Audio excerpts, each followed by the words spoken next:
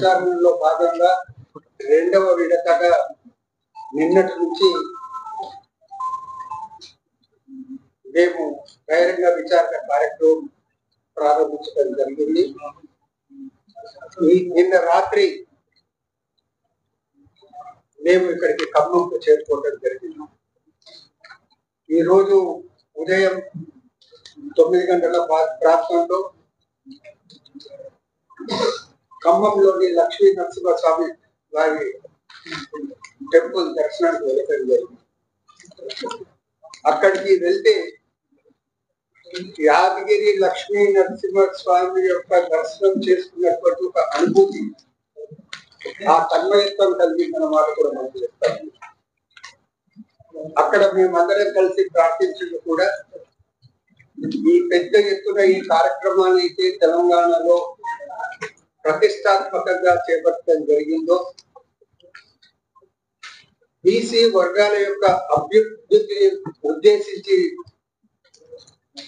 చేయటం జరుగుతుందో అందులో సఫలీకృతులు అయ్యే విధంగా మా అందరినీ ఆశీర్వదించాలని, ప్రజలు కూడా పూర్తిగా సహకరించే విధంగా వారిని కూడా ఉద్దీపపరచాలనేసి స్వామిని కోరడం జరిగింది. ఆ తర్వాత పాత మున్సిపాలిటీ ఆఫీస్ దగ్గర శ్రీమతి కీర్తిశేషులు శ్రీమతి ఇందిరాగాంధీ గారి జయంతి సందర్భంగా అక్కడ ఉన్నటువంటి ఇందిరాగాంధీ గారి విగ్రహానికి పుష్పాంజలి ఘటించడం జరిగింది. ఇందిరాగాంధీ గారు బలహీన వర్గాల వెనుకబడిన తరగతుల వారి అభ్యున్నతి గురించి పాటుపడిన విషయం గురించి ప్రత్యేకంగా చెప్పాల్సినటువంటి అవసరం లేదు. వారు తమ హయాంలోనే ప్రీవీ పర్సెస్ ను, రాజభరణాలను రద్దు చేయడం జరిగింది. వారు తమ హయాంలోనే బ్యాంకులను నేషనలైజ్ చేసి బీదవాడు, కూరగాయలు అమ్ముకునే వారు కూడా బ్యాంక్ స్టెప్స్ ఎక్కేసి రుణాలు తీసుకునే సౌకర్యం కల్పించడం జరిగింది. అప్పట్లో ఆ తరంలో ఉన్న వారికి అప్పటి నుంచి రాజకీయాలను, దేశ పరిస్థితులను గమనిస్తున్నటువంటి పాత్రికేయ మిత్రులకు కూడా తెలుసుంటుంది.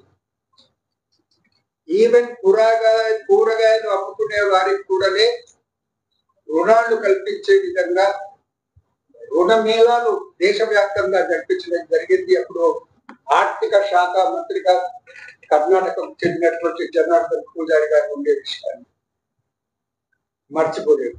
అందుకే బీసీలకు సంబంధించిన సమావేశంలో రావటం జరిగింది కాబట్టి ఆమెకు ఒకటి శుభాంజలి ఘటించి కార్యక్రమాన్ని మొదలు పెట్టుకుంటే బాగుంటుందనే ఉద్దేశంతో అక్కడికి పోవటం జరిగిందని మాట కూడా చెప్తా ఉంటారు. ఇంతకుముందు మా సోదరుడు చెప్పినట్టు అనేక అంశాల్లో ఉదయం నుంచి అనేక కులాల వారి తమ అభిప్రాయాలు చెప్పడం జరిగింది. ఇంకా సుమారు 32 రిప్రజెంటేషన్స్ ఇంకా తీసుకోవాల్సి ఉంటుంది. ఉదయం బహుశా 10:15కు మొదలు పెట్టినాం. మధ్యలో ఒక 1/2 అవర్ 40 మినిట్స్ అనేది బ్రేక్ తీసుకున్నాం. ఇది ప్రెస్ మీట్ 4:30కి అన్నాం కాబట్టి తర్వాత నెక్స్ట్ 32 రిప్రజెంటేషన్స్ తీసుకున్న తర్వాతనే ఇక్కడ నుంచి నేను కలిసి చేస్తాం అన్నమాట. మీకు మనం చెప్తా ఉన్నాను. ముఖ్యంగా కొన్ని సూటిగా కొన్ని కులాల వారు, బీసీ కులాల్లో ఏదైతే పెద్ద కులాలు ఉన్నాయో వారే అన్ని లాభాలు పొందుతున్నారు, మా వరకు ఆ లాభాలు చెందుతలేదు, రావటం లేదనే మాట వారు చెప్తారు. ఇది సమాజం గమనించాల్సినటువంటి అవసరం. ఇప్పుడు సమాజంలో బీసీలకు కులగణన, బీసీలకు రిజర్వేషన్ పెంచాలని ఎందుకు అడుగుతున్నాం? సమాజంలో మాకు ఏవైతే హక్కులు కలగాలో, మా దామాషా ప్రకారం ఏదైతే లాభం కలగాలో అది కలగడం లేదు కాబట్టి రిజర్వేషన్ కావాలని కోరడానికి అనేది ఇది జరుగుతుంది. అదే బీసీ కులాల్లో చిన్న కులాలుగా ఉన్నవారు, చిన్న సంఖ్యలో ఉన్నవారు అసలు ఈ మా జీవితంలో అనేది మా వారికి ఎవరైనా చెడ్డ సభల్లో పోయే అవకాశం కలుగుతుందా అనే ఒక ఆవేదన, బాధ అనేది వ్యక్తపరచడం కానీ మా మొర ఎవరికి చెప్పుకోవాలనే మాట కూడా వాళ్ళు చెప్పడం జరిగిందనే విషయాన్ని కూడా దృష్టికి తీసుకొస్తా ఉన్నారు. కొందరైతే ఈ సమగ్ర సర్వే తర్వాత బీసీలోని ఏబిసిడిఈ వర్గాల్లో వర్గీకరించి సీట్లను అనేది కేటాయించి మాత్రమే ఎన్నికలకు పోవాలనే వరకు కూడా మాట్లాడటం జరిగింది. బీసీలలోని పెద్ద కులాల వారు అత్యధిక సంఖ్యలో ఉన్నటువంటి చిన్న కులాల వారిలో, అంటే చిన్న కులాలనే మాట ఎందుకంటున్నట్టు చిన్న సంఖ్యలో ఉన్నవారు, ఆర్థికంగా పూర్తిగా చిక్కుపోయి ఉన్నవారు, వారి యొక్క మానసిక క్షోభ అనేది ఎటువంటిదో గ్రహించాల్సినటువంటి అవసరం ఉందనే మాట కూడా మనవి చెప్తా ఉన్నాం. ఇక మరొక విషయం, మీరు పేపర్లోనైతే ఈనాడు మీరు చూసి ఉండవచ్చు, మొత్తంలో ఇంతవరకు సర్వే 75,75,647 కుటుంబాల సర్వే చేయడం జరిగింది. సుమారు 65% పైగా జరిగింది. అందులో ఇవాళకి ఇంకా ఆ పర్సెంటేజ్ పెరిగి ఉండొచ్చు అన్న మాట కూడా మనం చేస్తా ఉన్నాను. Mulugu district highest 95.3%, Nalgonda 89%, Jangaon 86%, Hyderabad 44.8%.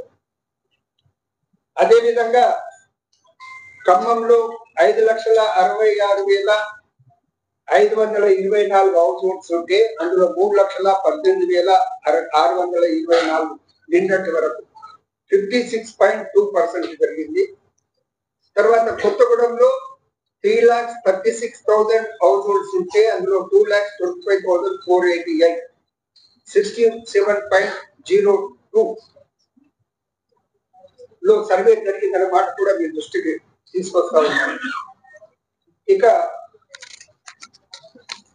మొదట్లో కొద్దిగా అనుమానాలు అనేది వ్యక్తపరచడం జరిగినా కానీ ఇప్పుడు మాత్రం మొత్తం అంతటా కూడా ఊపందుకుంది, నగరంలో కూడా ఊపందుకుంది. ఒక రోజు 2 రోజులు అటు ఇటుగా మొత్తం అన్ని హౌస్ హోల్డ్స్ లో సర్వే జరిగే పరిస్థితి ఉంది. ప్రజలు కూడా సహకరిస్తున్నారు అనే విషయాన్ని కూడా మీ దృష్టికి తీసుకొస్తా ఉన్నాను. ఇది జరుగుతుంది ప్రజల యొక్క లాభం గురించి. ప్రభుత్వం తలుచుకుంటే నిజంగా ప్రభుత్వం లాభం గురించి, ప్రభుత్వ అవసరానికైతే ఆధార్ కార్డు అనేది అన్ని వివరాలు ప్రభుత్వం దగ్గర ఉన్నాయి. ఎందుకంటే మీరు రేషన్ కార్డు పోయినా కానీ, ఒక బ్యాంకులలో ఏదైనా అకౌంట్స్ ఓపెన్ చేయడానికైనా కానీ, ఏదైనా వెహికల్ రిజిస్ట్రేషన్ పోయినా కానీ, ఎక్కడ పోయినా ఆధార్ కార్డు అనేది అడుగుతూనే ఉన్నారు. మీకు ఆస్తులు ఏమున్నాం అనే విషయం అనేది తెలుసుకోవాలంటే రిజిస్ట్రేషన్ ఆఫీస్ లో రిజిస్ట్రేషన్ టైంలో మీకు ఆధార్ కార్డు ఇస్తూనే ఉన్నారు. సో కమిషన్ తరఫు నుంచి ప్రజలకు నేను విజ్ఞప్తి చేసేది ఏంటంటే, మీరు ఎటువంటి అపోహలు, ఆందోళనలు పెట్టుకోవాల్సినటువంటి అవసరం లేదు.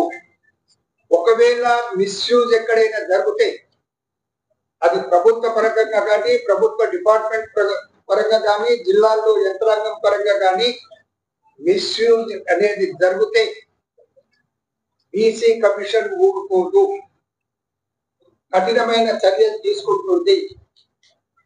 దానికి మేము వెనుకాడము. ఎవరైనా తప్పుడు సమాచారం ఇచ్చే ప్రయత్నం చేస్తే వాళ్ళు ఎన్యూమరేటర్స్ కానివ్వండి, సూపర్వైజర్స్ కానివ్వండి, లేకుంటే కుటుంబ పెద్దలు కానివ్వండి, తప్పుడు సమాచారం ఇస్తే వారిపై క్రిమినల్ యాక్షన్ ఉంటుందనే మాట కూడా మనం చేస్తా ఉన్నాను.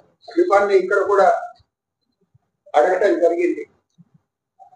వారు ఏమన్నారంటే, ఒక నియోజకవర్గాన్ని, ఒక వర్గానికి రిజర్వేషన్ చేస్తట్టు అనేది దీన్ని మిస్గైడ్ చేసి చూపిస్తారని, ఆ అవకాశం లేదు అన్నమాట కూడా మీకు పనిచేస్తాను.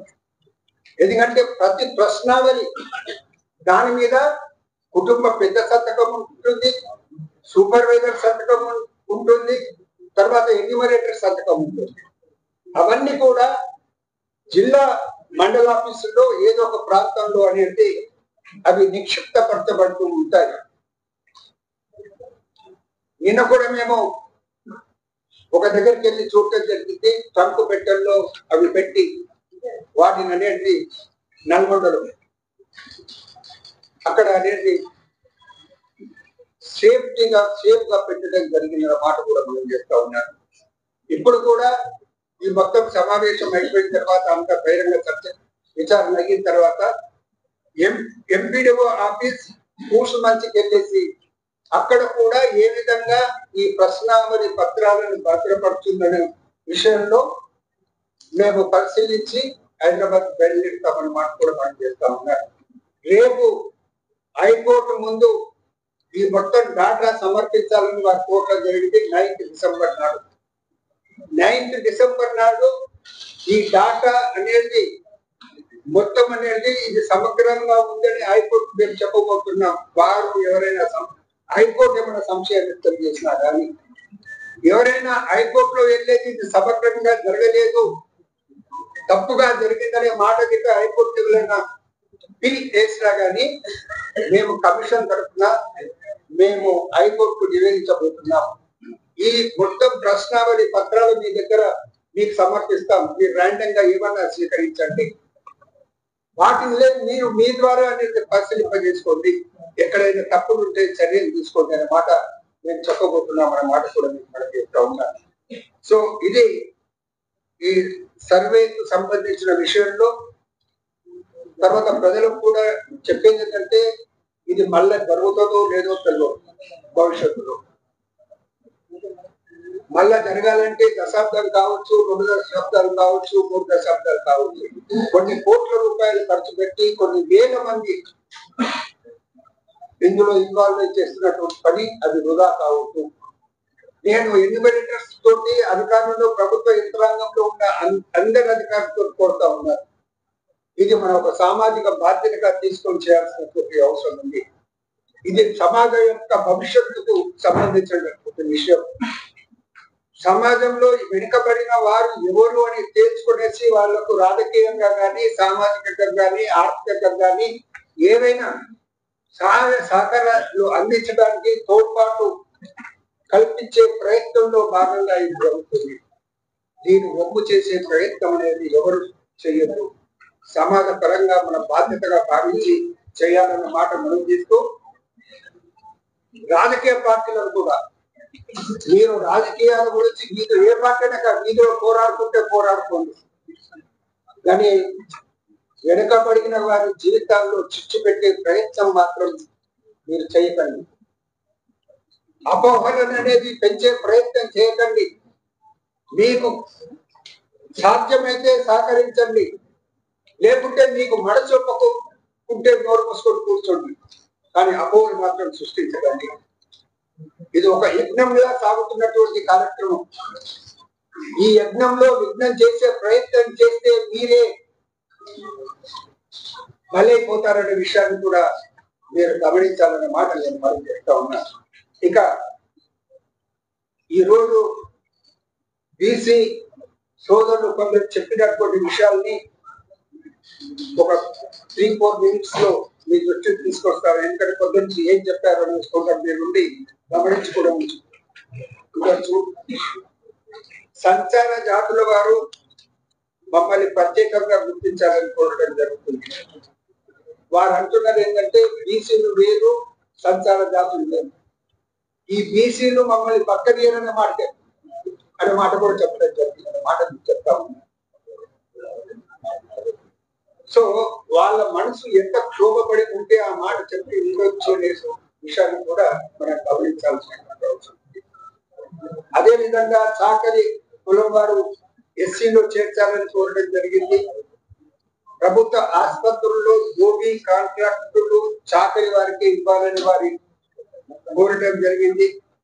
అదే విధంగా చాకలి రజక వృత్తి చేసే వారికి లేబర్ యాక్ట్ కార్మిక చట్టం అనేది తీసుకురావాలనేసి వారు కోరడం జరిగింది.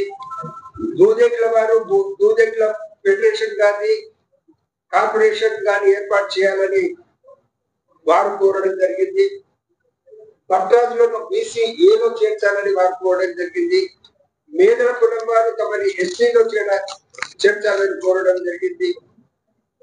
అదే కాకుండా వెదురు వాళ్ళకి రా మెటీరియల్ ఏదైతుందో వారికి అందుబాటులో ఉండే విధంగా చట్టపరంగా ఏదో జీవో ఉంది, ఆ జీవో ప్రకారం మాకు అందుబాటులో ఉండే విధంగా ప్రయత్నం చేయాలని కోరడం జరిగింది. తర్వాత గిరిజన ప్రాంతాల్లో గౌడ్లకు అంటే ఆ షెడ్యూల్డ్ ఏరియాలో ఉన్నారు కాబట్టి వారికి ఎస్టీ సర్టిఫికెట్లు అనేది ఇవ్వడం జరుగుతుంది అనే విషయాన్ని కూడా మా దృష్టికి తీసుకురావడం జరిగింది.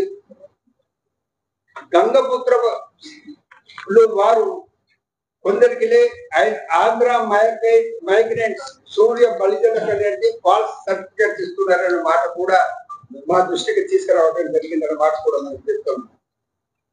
ప్రభుత్వ స్కీములు దుర్వినియోగం అవుతున్నాయి. ఎవరికైతే పలుకుబడి ఉన్నదో వారికైతే బ్రాంకర్స్ అనేది మంజూరు చేస్తా ఉన్నారు. అరువులకు కాకుండా అరువులు కాని వారికి కూడా ఇవ్వడం జరుగుతుందన్న మాటను కూడా చెప్పడం జరిగింది. మేము అప్పుడే కలెక్టర్ లో ఇక్కడి ప్రభుత్వ యంత్రాంగం దృష్టికి కూడా తీసుకురావడం జరిగింది. ఏదైనా స్పెసిఫిక్ కంప్లైంట్స్ ఉంటే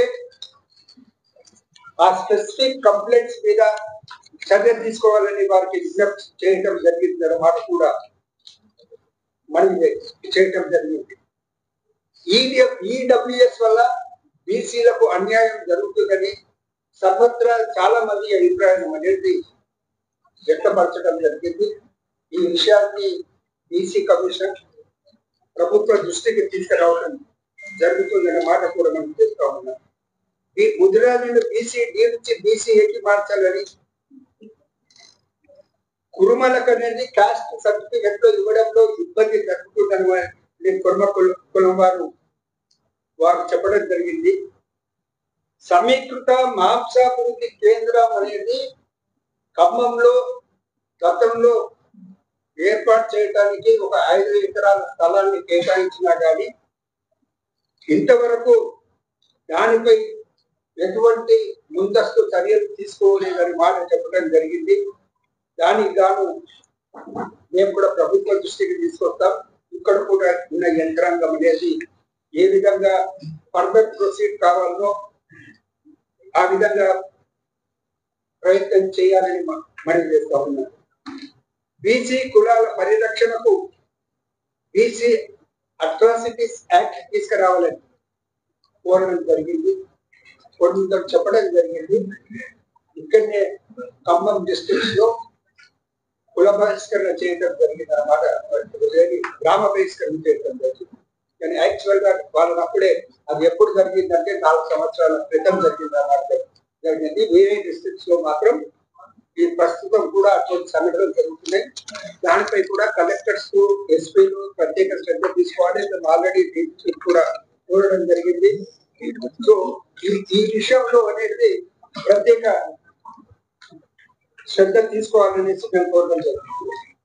అదే విధంగా ముఖ్యంగా ఖమ్మం నుండి వచ్చిన మిత్రుల్లో వారు అంకెలతో సహా చెప్పడం జరిగింది. ఖమ్మంలో బీసీల సంఖ్య ఎంత ఉంది, అయినా కానీ బీసీల సంఖ్య ఖమ్మంలో అధికంగా ఉన్నా కానీ రాజకీయంగా బీసీలకు రాజకీయంగా అన్యాయం జరుగుతుంది. ఒక బీసీ కులానికి చెందిన వారు కూడా ఇక్కడ పబ్లిక్ రిప్రజెంటేటివ్ గా సాక్షర సభ్యుడుగా ఎన్నుకోబడనటువంటి పరిస్థితి ఉందనే విషయాన్ని వారు చెప్పడం జరిగింది. వాళ్ళ ఆవేదన అనేది వ్యక్తం చేయడం జరిగింది. మైనార్టీస్ ఫైనాన్స్ చాలా సుదీర్ఘంగా ఒక మిత్రుడు మైనార్టీస్ ఇష్యూస్ మీద ఒక రిప్రజెంటేషన్ చేయడం జరిగింది. చాలా వాల్యూడ్ పాయింట్స్ చెప్పడం జరిగింది. మైనార్టీస్ ఫైనాన్స్ కార్పొరేషన్ అనేది కంపెనీస్ యాక్ట్ ప్రకారం అనేది దాని కార్పొరేషన్ చేయడం జరిగింది, ఏర్పాటు చేయడం జరిగింది. వేరే కార్పొరేషన్స్ మాత్రం సొసైటీస్ యాక్ట్ ప్రకారం చేయడం జరిగింది. ఈ వివక్షత ఎందుకు అనే మాట వారు ప్రశ్నించడం జరిగింది. ఈ విషయంలో కమిషన్ విచారించి ప్రభుత్వం దృష్టికి తీసుకొచ్చిందనే మాట మీకు మనవి చేస్తా ఉన్నాను. తర్వాత గిరిజనేతల్లో కూడా ఏజెన్సీ ప్రాంతాల్లో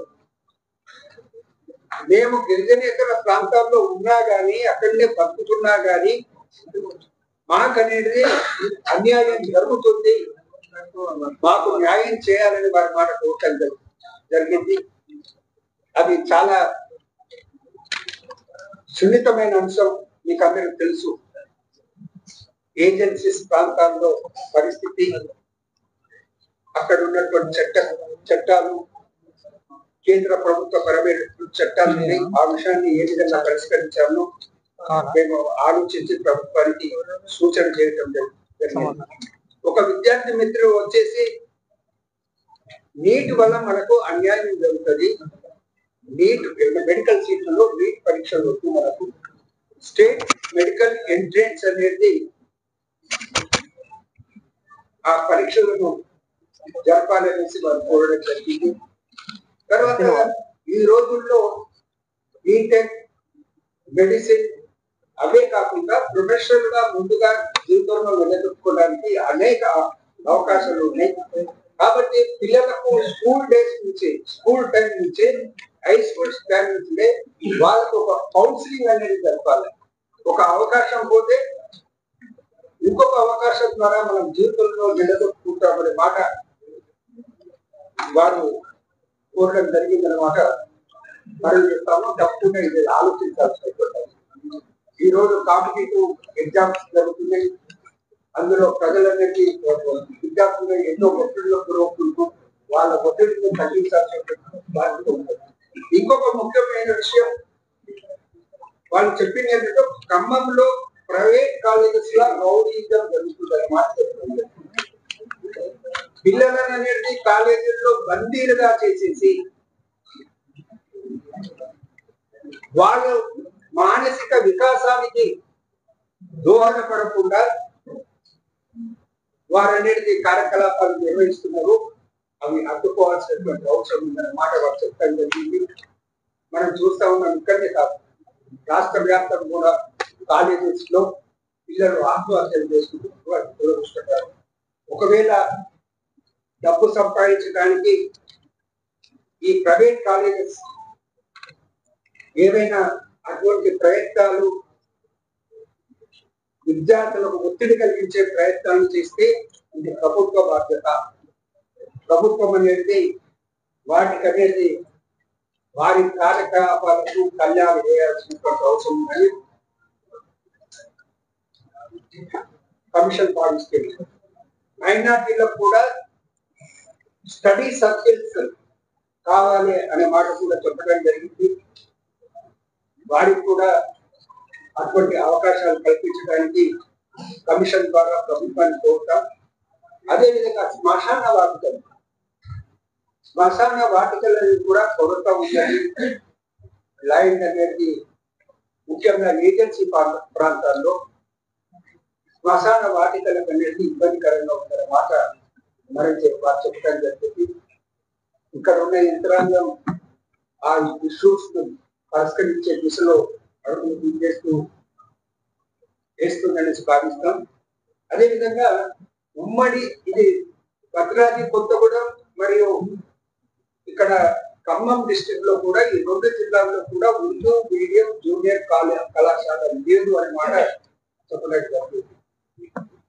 ఇప్పుడు ఎవరైతే ఉర్దూ మీడియంలో స్కూల్స్ వరకు, హై స్కూల్ వరకు చదివిన తర్వాత వాళ్ళు జూనియర్ కాలేజ్ పోవాలంటే వాళ్ళ భవిష్యత్తు ఏమనే మాట కూడా క్వశ్చన్ వేయడం జరిగింది. ప్రభుత్వ దృష్టికి తీసుకొస్తాం. మేము వాళ్ళని కూడా ప్రశ్నించడం జరిగింది. ఏంటంటే ఇవాళ రేపటి అంత బియ్యం ఒకటి అంటే ఇంగ్లీష్ మీడియంలో పోవాలనేది ఏమున్నది. Urdu medium junior college schools పెడితే ఎంతమంది పేరెంట్స్ అనేది తమ పిల్లలను ఉర్దూ మీడియంలో చదివించడానికి మెంటల్లీ ప్రిపేర్ ఉన్నదో అది కూడా అవగాహనలో తీసుకోవాలి. ప్రభుత్వం అనేది వ్యయ ప్రయాసాలకు అనేది ఉర్దూ మీడియం కాలేజెస్ ఏర్పాటు చేస్తారు కానీ తల్లిదండ్రులు విద్యార్థులు వాళ్ళు ముందుకొచ్చేసి జాయిన్ కాకుంటే పిల్లలను చేయించకుంటే ఆ పరిస్థితి ఏంటో ఆ విషయాన్ని కూడా ఆలోచించాల్సిన అవకాశం ఉందన్నమాట మనం చెప్తాం. టోటల్ స్టేట్ లో 900 ఉర్దూ టీచర్ పోస్టులు ఖాళీగా ఉన్నాయన్నమాట మా దృష్టికి రావడం జరిగింది. హైదరాబాద్ కు వెళ్ళగానే మేము ఈ విషయాన్ని ప్రభుత్వ దృష్టికి కూడా తీసుకొచ్చేసి మా వంతుగా మేము ప్రయత్నం చేస్తామన్న మాట మనం చెప్తూ మీకు ఇంతకుముందే చెప్పాను. ఏబిసిడి వర్గీకరణ ఏబిసిడి ఈ 5 గ్రూపులు ఇప్పుడు బీసీ దాంట్లో ఈ వర్గీకరణ తర్వాతనే ఎన్నికలు. ఆల్రెడీ ఎన్నికలు ఇప్పటికే డిలే అయింది. పంచాయతీ డిపార్ట్మెంట్ వాళ్ళు మొత్తుకుంటున్నారు మాకు ఫండ్స్ వస్తలేదు. మళ్ళీ ఈ వర్గీకరణ అయ్యే వరకు మళ్ళా అవుతుంది. ఇబ్బంది లేకుండా భవిష్యత్తు అంటే మా పర్సనల్ గా మా భావన కూడా బీసీ కులాలలో ఏబిసిడి ఈ వర్గాలలో ఉన్నాలలో పెద్ద పెద్ద కులాలు వాళ్ళే అన్ని అనుభవిస్తే అసలు నా కులం ఉందా లేదా అనేది ఆలోచించాల్సినటువంటి పరిస్థితిలో ఉన్న కులాలు ఉండేది. వాళ్ళకి అవకాశాలు ఎవరి కాదు. ఈ పెద్ద కులాలు ఇవ్వగలుగుతారా? ఈనాడుతే మనం ఫార్వర్డ్ క్లాసెస్ వాళ్ళనే మనం క్వశ్చన్ చేస్తున్నాము. బీసీలలోని పెద్ద కులాల వారిని క్వశ్చన్, బీసీలో చిన్న కులాల వారిని క్వశ్చన్ చేస్తే ఆ బీసీలో పెద్ద కులాల వారు ఏం జవాబు చెప్తారనేసి వారిని కూడా మేము బీసీ కమిషన్ ప్రశ్నిస్తున్న మాట చెప్తూ సెలవు తీసుకుంటాం. అంటే 9 అక్టోబర్ నాడు ముఖ్యమంత్రి గారి దగ్గర సమావేశం జరిగితే అధికారులు చీఫ్ సెక్రటరీతో సహా కొందరు మంత్రులు ఆల్ డిపార్ట్మెంట్ అధికారులు కూడా ముఖ్యమంత్రి గారు నేనే ముఖ్యమంత్రి గారు అడిగినట్టు నేను కూడా అడుగుతామనుకుంటున్నప్పుడు ముఖ్యమంత్రి గారు స్వయంగా 2014 ఒక సర్వే అయింది కదా, అది ఎక్కడ ఉందంటే ఏ ఆఫీసర్ కూడా సరిగ్గా జవాబు చెప్పలేదు. ఇక్కడ ఉంది ఫలానా రాత్రి వరకు తీసుకొచ్చి మీకేమైనా పెట్టమన్న మాట ఎవరు చెప్పలేదు. సో ఆ సర్వే అప్పటి ప్రభుత్వం ఎందుకు చేసిందో మరి ఆ సమాచారాన్ని ఏ విధంగా ఉపయోగించుకుందో అది మన దృష్టి లేదు. ఈ సమాచారం మాత్రం 100% గ్యారెంటీగా చెప్పగలుగుతాం. అసలు ముఖ్యమంత్రి గారి సమక్షంలో చర్చ జరుగుతున్నప్పుడు పంచాయతీరాజ్ డిపార్ట్మెంట్ ఆఫీసర్స్ ఇతర ఆఫీసర్స్ అందరూ కూడా ఓటర్స్ లిస్టు ఆధారంగా బీసీలో కులగణన చేసేసి ఇప్పుడు ఆల్రెడీ ఇప్పటికే 3000 కోట్ల రూపాయలు సెంట్రల్ గవర్నమెంట్ నుంచి వచ్చేది పెండింగ్ లో ఉంది. ఇమీడియట్ గా మనం ఎలక్షన్స్ పోతే మన ఫైనాన్షియల్ క్రైసిస్ తప్పుతుందన్నమాట చెప్తే మేము ఒప్పుకోలేదు. బీసీ కమిషన్ ఇన్సిస్ట్ ద్వారానే ఇది ఇంటింటికి సర్వే కార్యక్రమం జరుగుతుంది. మా దగ్గర సిబ్బంది లేదు అంట కాబట్టి ఒక డిపార్ట్మెంట్ అపాయింట్ మా పర్యవేక్షణలో అది జరిపించండి. ఆ కార్యక్రమం అనేది అప్పుడు సక్సెస్ఫుల్ అయితే ఎప్పుడే సీఎం గారు అనేది ఇది ఓపెన్ మైండ్ అనేది ఇమీడియట్ గా ఆఫీసర్ చాలా ఒత్తిడి తీసుకొచ్చేది. ఏది ఓటర్ లిస్ట్ ఆధారంగా బీసీ ఐడెంటిఫై చేసి ఎలక్షన్స్ కోరాలి. మాకు గతంలో ఉన్న అనుభవం ప్రకారం ఈ బిఎల్ఓస్ ఎక్కడో కూర్చుంటారు, బీసీ ఎవరో రాజకీయ నాయకులు చెప్తాడు ఇది ఓపెన్ కేటగిరీలో పెట్టండి, ఇది రిజర్వేషన్ చేయండి, ఆ విధంగా రిపోర్ట్. అది మా అనుభవంలో ఉంది కాబట్టి నేను చెప్పినందుకు we are thankful to the CM. He immediately accepted our recommendation and ordered further those works are done. Thank you. BC officer కూడా అదే ఆ ఇబ్బందులు కొన్ని ఫైనాన్షియల్ క్రైసిస్ ఉన్నాయి. ఆ విషయాలతో పోదలుచుకోవడం బీసీ కమిషన్ చైర్మన్ అట్లా చాలా దగ్గర ఉన్నాయి. చాలా దగ్గర విద్యార్థులకు ఏదైతే రీఎంబర్స్మెంట్ కావాలో అది జరుగుతలేదు. కానీ ప్రభుత్వం మాత్రం నాకు తెలిసినంత వరకు హామీ ఇస్తుంది.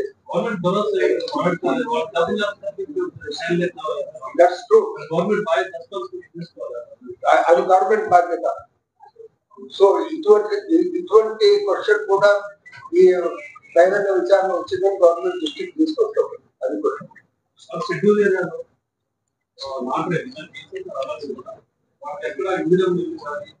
ప్రభుత్వ పథకాలు అమలు చేసేందుకు పట్టాలకు రైతు భరోసా ల్యాండ్ ఎక్విజిషన్ లో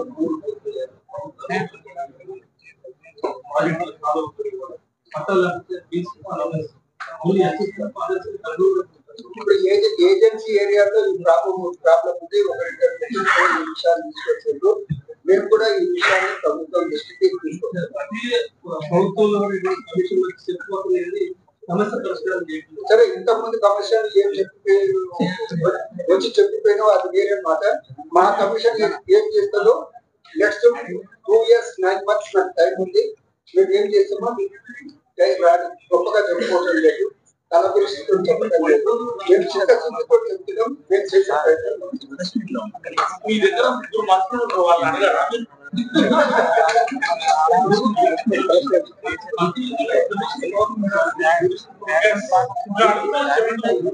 మేము మీ యొక్క అభిప్రాయాన్ని సీఎం గారితో మాట్లాడి తప్పక చెప్తాం. మేము చాలా సీరియస్. ఈ మంత్రులను నిలదీయండి, అడగండి. ముగ్గురు మంత్రులు ఉన్నారు. జర్నలిస్ట్ కొడితే మీరు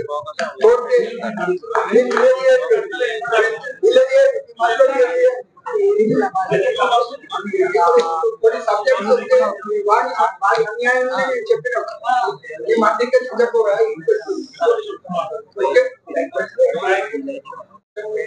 రిజర్వేషన్స్ కమిషన్ రిజర్వేషన్స్ అనేది ఖరారు చేసిన తర్వాత ఇంతకుముందు ఉన్న అభిప్రాయం ప్రకారం జనవరిలో ఎన్నికలు పెట్టాలని ఆలోచన మా దగ్గర ఉన్న సమయంలో ఎక్కువ టైం అనేది ఆలస్యం చేసే పరిస్థితి లేదు. మేము అప్పట్లో 2 నెలల కింద మాట్లాడినప్పుడే 3,000 కోట్ల రూపాయలు చేరుతాయి. ఇప్పుడు బహుశా 5,000 కోట్లు. ఇప్పుడే సర్పంచుల మీద పనిచేసేదో వాళ్ళకి పనిచేస్తున్నట్టు పరిశీలించే పరిస్థితి లేదు. కాబట్టి ఎన్నికలు చేస్తేనే సెంట్రల్ గవర్నమెంట్ ఫండ్స్ వస్తాయి. ఆ ఫండ్స్ వస్తేనే ఇక్కడ లోకల్ యొక్క అభివృద్ధి ఫండ్లు. అది మీ దృష్టిలో ఉన్నది అన్ని విషయాలు.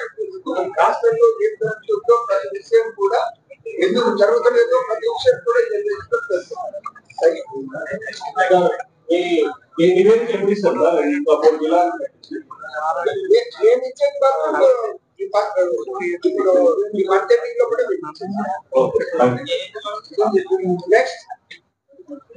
అత్యధికంగా దేశవ్యాప్తంగా ఒక ప్రభావితం చేస్తున్నటువంటి అంశం బీసీ కులాల గణన. దాంట్లో భాగంగా వచ్చిందే ఇవాళ కుల సర్వే. కుల సర్వేకి సంబంధించి బీసీ కులాలతో పాటు ఇతర కులాలు కూడా ఎన్ని ఉన్నాయి అనేటువంటి విషయాన్ని తెలుసుకోవడానికి తెలంగాణ ప్రభుత్వం ప్రతిష్టాత్మకంగా చేపట్టినటువంటి కుల సర్వేలో ప్రజలందరూ కూడా ఇవాళ స్వచ్ఛందంగా పాల్గొనాల్సినటువంటి అవసరం ఉన్నది.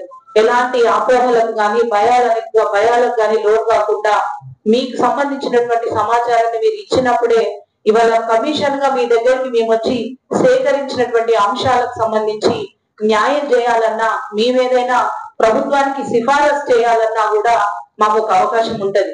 కాబట్టి ఇక్కడికి వచ్చినటువంటి కులాలకు సంబంధించిన సంఘ నాయకులు కావచ్చు, వ్యక్తిగతంగా వచ్చినటువంటి వాళ్ళు కావచ్చు, ఇవాళ ఈ హాల్లో మీకు సంబంధించినటువంటి అభిప్రాయాలు వ్యక్తం చేశారు కదా.